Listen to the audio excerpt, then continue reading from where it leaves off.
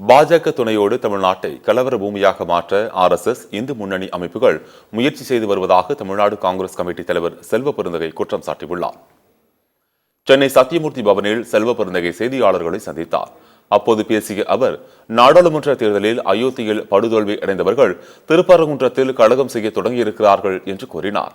வட மாநிலங்களில் மத அரசியலில் தோல்வியடைந்து வருவதால் திருப்பரங்குன்றத்தை கலவர பூமியாக மாற்றுவதற்கும் மத நல்லிணக்கத்தை கெடுப்பதற்கும் வெளியிலிருந்து மக்களை கூட்டி வந்து உள்ளூர் மக்களுக்கு எதிராக பிரச்சனையை கையில் எடுத்திருப்பதாகவும் தமிழகத்தில் அவர் தெரிவித்தார்.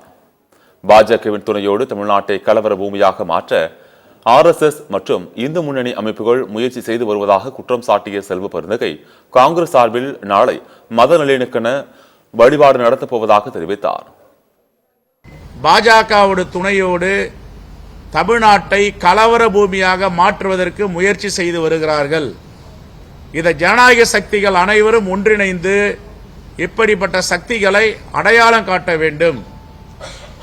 ஆன்மீகம் என்பது வேறு, அரசியல் என்பது வேறு. அரசியலை ஆன்மீகத்தில் கலக்கக்கூடாது. அரசியலை ஆன்மீகத்தில் கலந்தால் தமிழ்நாட்டு மக்கள் அவர்களுக்கு எச்சரிக்கை விடுப்பார்கள்.